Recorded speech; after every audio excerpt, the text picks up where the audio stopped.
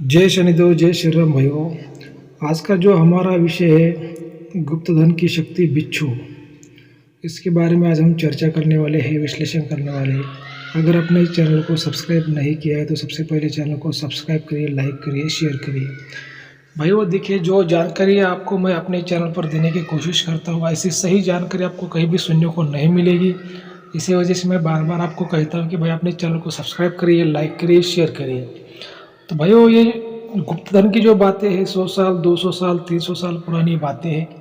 पहले ज़माने में बैंक लॉकर नहीं थे, तो जो पहले ज़माने के जो लोग हैं सोना चांदी हीरे मोती डायमंड ज़मीन के अंदर संदक में पेटी में मटके में डालकर गाड़ देते थे, उसको गुप्त धन कहते हैं। अब उसका सेफ्टी के लिए वो कुछ ना कुछ टोटके भी करते थे, कुछ ना कुछ शक्ति का पहरा भी उस पर वो करते थे। क्योंकि जो धन है कोई तीसरा आदमी उसको निकाल के ना लेके चला जाए और किसी को आसानी से धन ना मिले। भाइयों बात है ऐसी कि ये जो शक्तियाँ होती है ये छोटे लेवल में होती है, बड़े लेवल में होती है। और शक्ति की जो मात्रा है वो धन के अनुसार होती है। क्योंकि जितना बड़ा घर उतना बड़ा ताला, उतना बड़ा गेट, उतनी बड़ी चाबी। वैसी बात होती है कि अगर धन बड़ा है तो उस पर शक्ति भी बड़ी होती है, टोटका भी बड़ा होता है। लेकिन क्या है कि छोटे मोटे तांत्रिक ये बात को समझ नहीं पाते और उस पर इंद्रजाल विद्या के टोटके होते हैं, अघोरी विद्या के टोटके होते हैं। इसी वजह से लोग इसको समझ नहीं पाते। तो इसको समझना भी इतनी आसान बात नहीं होती। तो क्या है कि भाई देखिए, 2-4 मिनट में मैं भी आपको इतना वीडियो में नहीं समझा पाऊँगा, लेकिन फिर भी जितना समझाने की कोशिश होती है मैं उतना आपको समझा पाता हूँ, समझाने की कोशिश करता हूँ। तो अक्सर लोगों को क्या ऐसा लगता है कि भाई जहाँ पे धन होता है वहाँ पर ही शक्ति होती है, वहाँ पर ही टोटका होता है। लेकिन ऐसी बात नहीं होती। जहाँ पर धन होता है उसके आजू बाजू में चारों दिशाओं में भी जो लोग हैं शक्ति के अलग अलग प्रकार करके रखते कि भाई कौन सी भी दिशा से अगर कोई भी व्यक्ति उसको लालच में पाने के लिए वहाँ पर आ जाए, उसको निकलने के लिए आ जाए, तो शक्ति उसको रोक दे। ऐसा कभी कभी पहले ज़माने के जो होशियार तांत्रिक है वो चारों दिशाओं में उसका टोटका करते थे। तो वही आज मैं आपको समझने वाला हूँ कि जो बिच्छू का जो टोटका है तो ये कम से कम 6 जगहों पर किया हुआ एक टोटका था। और एक आपको मैं डेमो वीडियो के माध्यम के द्वारा आपको समझाने की कोशिश कर रहा हूँ। जैसे कि कोई एक बड़ा मिनिस्टर है जो उसके बॉडीगार्ड होते हैं, घर के अंदर भी होते हैं, घर के बाहर भी होते हैं, घर के आसपास भी होते हैं। वैसे ही जो धन होता है उसकी जो शक्ति होती है धन पर भी होती है, उसके आसपास भी होती है, चारों दिशाओं में होती है। जैसे हमारी 8 दिशा है तो 8 दिशाओं में वो शक्ति हो सकती है, 4 दिशाओं में शक्ति हो सकती है। वो पहले ज़माने का जो तांत्रिक था, टोटका करने वाला, जो धन का मालिक था, वो कितना होशियार था उसके बातों पर ये बात होती है। लेकिन शक्ति जो होती है धन पर ही होगी ऐसी बात नहीं होती। धन के आजू बाजू में हो सकती है, थोड़ा दूर भी हो सकती है। लेकिन भाई वो बात कैसे होती है कि पहली बात तो ये समझना आपको ज़रूरी है कि जो अगर किसी को धन के प्रति लालच है, इच्छा है मन में कि धन को पाने की, उसको निकालने की, वो धन हमें मिल जाए, तो पहले आपका नसीब आपको देखना है कि धन का योग आपके जीवन में है क्या। अगर धन का योग आपके जीवन में है तो फिर आप वो धन के काम में आप कोशिश कर सकते हैं, धन निकालने के काम में आप इन्वेस्टमेंट कर सकते हैं, प्रयास कर सकते हैं। या फिर आपके खेत में, घर में, आपके नसीब में है क्या, आपके ज़मीन में है क्या, वो सारी बातों को देखना पड़ता है। कितना % पावरफुल योग है, कितना अच्छा है, कितना बुरा है। तो उसमें कोई नुकसान का भी योग होता है, कोई फायदा का भी योग होता है। इस सभी बातों के लिए कुंडली देखना आवश्यक होता है। किसके पास में अगर कुंडली नहीं तो फिर हाथों की जो रेखाएं होती है उसको देखना आवश्यक होता है। लेकिन क्या है ना कि लोग ये बातों को कुछ देखते नहीं, समझते नहीं है और डायरेक्टली काम करने की कोशिश करते हैं। किसी छोटे मोटे तांत्रिक को बुलाते हैं, वो भी बोलते हैं भाई यहाँ पे है, वहाँ पे है, यहाँ पे खोदो, वहाँ पे खोदो, यहाँ से निकालो, वहाँ से निकालो, और कुछ मिलता नहीं। अगर मिल भी जाए तो काला पड़ जाता है, नहीं तो शक्ति उसका नुकसान कर देती है, किसी को मार देती है। ऐसा उल्टा सीधे काम हो जाते हैं क्योंकि आप उसकी सही जानकारी पहले निकालते नहीं, पहले आप आपका भाग्य नहीं देखते। और ये मेरा साफ साफ मानना होता है कि भाई जो धन मिलता है, गुप्त धन मिलता है, खजाना मिलता है, नसीब से मिलता है, भाग्य से मिलता है। क्योंकि भाई कर्म से आपको पूरा जीवन में कर्म करने का, अगर आप कर्म करते हैं तो पूरा जीवन में आपका पेट बराबर से नहीं भरता। और आप ऐसा 50 ग्राम भी आप सोना खरीद नहीं सकते पूरा जीवन में। तो इतना 50 किलो सोना, 5 किलो सोना, जो गुप्त धन होता है उसमें कुंटलों में सोना होता है, किलो में होता है, कुंटलों में होता है। इतना फिर आपको कैसे मिलेगा फ्री में। तो जो फ्री में बात आपको मिलती है वो नसीब से मिलती है। देखिए, आपको पहले समझना है कि भाई जो कर्म की जो मिलता है, कर्म का मिलना अलग है, नसीब का मिलना अलग है। तो इसके लिए पिछला जन्म का जो नसीब है वो भी आपका देखना पड़ता है।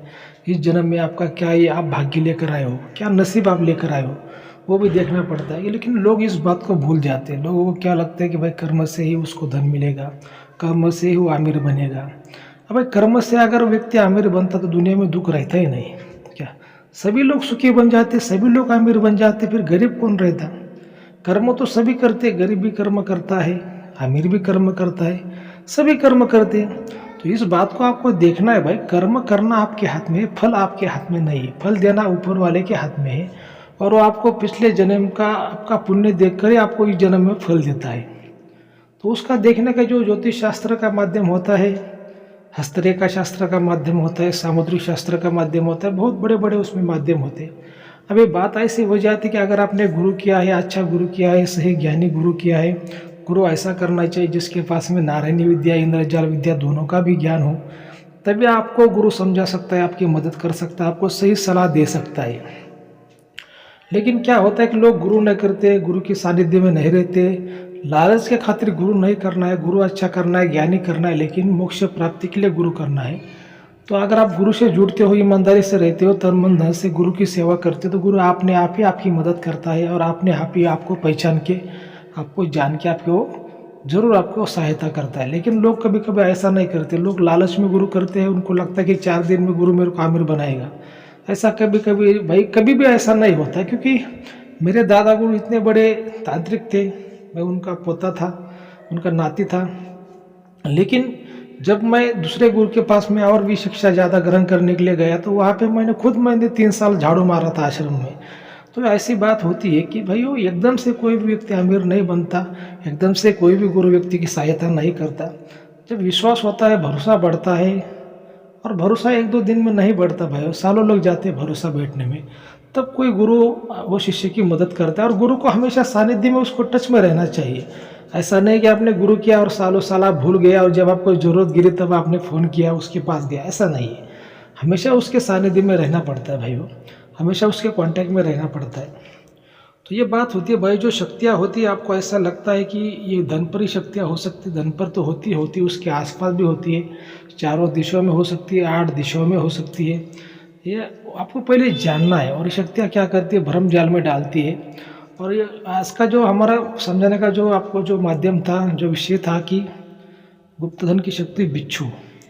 तो ऐसे बिच्छू के जो टोटके होते हैं बहुत ही खतरनाक होते हैं, बहुत ही शक्तिशाली होते हैं। और कहाँ से अगर वहाँ पे जब लोग काम करने को जाते तो कभी कभी वो बिच्छू की शक्ति आपको जब काटती है ना, वो आदमी की मौत उसी जगह पर हो जाती है। और इसका काट निकालना, इसका उपाय निकालना बहुत ही अड़चन का हो जाता है, बहुत ही कठिन हो जाता है भाइयों। और पहले ज़माने में जब लोगों ने जो बिच्छू के टोटके किए थे, सांप के टोटके किए थे, उस समय में ये प्राणी मारकर उन्होंने गाड़ दिए थे, उसके टोटके किए थे। लेकिन उसको अभी उसमें जान आ गई, टोटके में जान आ गई, तो क्या हो जाता है कि वो टोटके अभी सोने के भी बन गए। तो कभी कभी ये टोटका जब शक्ति मिलती है, जब को आसपास जो धन के आसपास में, तो सोने का भी सांप मिल जाता है, सोने का भी बिच्छू मिल जाता है, चांदी का बिच्छू मिल जाता है, चांदी का सांप मिल जाता है, पित्तल का बिच्छू मिल जाता है, पित्तल का सांप मिल जाता है। मतलब जो भी हो, जो भी टोटका किया है, जिस रूप में टोटका किया है, वो भी सोने का बन जाता है भाइयों। मतलब ये पूरी माया होती है, पूरा खजाना होता है, ये बहुत ही बड़ी शक्तिशाली बात होती है। और मैंने कहा ना कि भाई अगर ऐसा किसी के नसीब में योग है, अच्छा योग है, तो ज़रूर उसको मिलता है, ज़रूर उसको वो दिखता है, आदमी उसको सुनता है, महसूस करता है। लेकिन वो बोलते हैं ना कि भाई अगर आपको पढ़ना नहीं आता तो ट्रेन आएगी और ट्रेन चली जाएगी, आप खाली लोगों से पूछते ही रहोगे भाई मेरी ट्रेन कब आएगी, कब आएगी। तो जब आप पढ़ाई लिखाई करते हो, आप समझ जाते हो खुद भाई ट्रेन कब आने वाली, कब जाने वाली। ये जैसे आप पढ़ाई लिखाई, मतलब आपको गुरु करना चाहिए। जब गुरु आपको सही मिलता है ना, आपको सही ज्ञान देता है कि आपके जीवन में कब अच्छा योग आएगा, कब बुरा योग आएगा, कब उसका फ़ायदा लेने का है, कब सावधान रहने का है। तो भाइयों अगर आपको कोई भी समस्या है तो आप दिए गए नंबर पर हमें व्हाट्सएप कॉल कर सकते हैं। लेकिन जो चैनल की फीस है लागू रहेगी, इस बात का आपको ध्यान में रखना है। जय श्री निधो, जय श्री राम, धन्यवाद।